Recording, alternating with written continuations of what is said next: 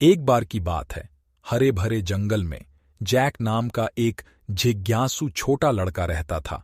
Jack को खोजबीन करना बहुत पसंद था और पूरी दुनिया में उसकी पसंदीदा जगह उसके घर के ठीक पीछे का जंगल था। हर दिन वह जंगल के रहस्यों को जानने के लिए उत्सुक होकर जंगल में जाता था।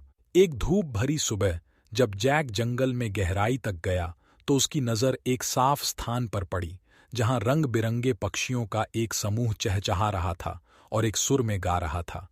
वे शाखाओं पर बैठे हुए थे और अपनी ही धुन में थिरक रहे थे। सुंदर संगीत से मंत्रमुग्ध होकर जैक बैठ गया और सुनने लगा। उन्होंने उन्हें जंगल क्वायर कहने का निर्णय लिया। जंगल क्वायर ने अपनी सभा में जैक का स्वागत किया और वे तेजी से दोस्त बन गए। जैक अक्सर उनसे मिलने जाता था और बदले में पक्षी उसे अपने गीत सिखाते थे। समय के साथ जैक उनकी धुनों की पूरी तरह से नकल करने लगा और वे सभी एक साथ गाते थे, जिससे सबसे मनमोहक धुनें बनती थीं जो जंगल ने कभी नहीं सुनी थीं।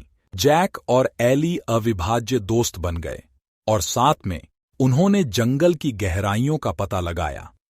जैक ने विभिन्न पौधों और जानवरों के बारे में सीखा और एली ने जंगल के इतिहास की कहानियां साझा कीं। वे अक्सर एक विशाल पेड़ की छाया के नीचे बैठकर अपने सपने और रोमांच साझा करते थे। एक बरसात की दोपहर में जैक की मुलाकात मैक्स नाम के एक शरारती बंदर से हुई, जिसे अन्य जानवरों के साथ मजाक करना बहुत पसंद था। मैक्स को डांटने के बजाय जैक ने धैर्यपूर्वक समझाया कि दयालुता शरारत से बेहतर है। मैक्स को अपने तरीकों की गलती का एहसास हुआ और उसने बदलने का फैसला किया।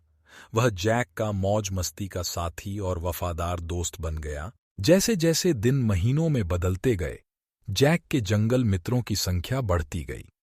उसकी मुलाकात डेजी नाम के एक खूबसूरत हिरण, जॉय नाम के एक चंचल जगुआर और ओलिविया नाम के एक बुद्धिमान बूढ़े उल्लू से हुई। साथ में उन्होंने जंगल के मध्य में एक आनंदमय और सामंजस्यपूर्ण समुदाय बनाया। जंगल, जो कभी रहस्य और खतरे का स्थान था, दोस्ती और प्यार के अभयारण्य में बदल गया था।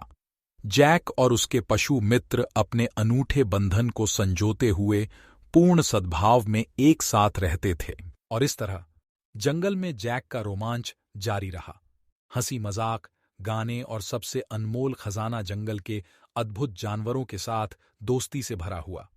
वे सभी एक दूसरे से सीखते रहे, हर गुजरते दिन के साथ समझदार और दयालु होते गए, जिससे यह सुनिश्चित हुआ कि उनका जंगल वाला घर आने वाली पीढ़ियों के लिए एक जादुई जगह बना रहे।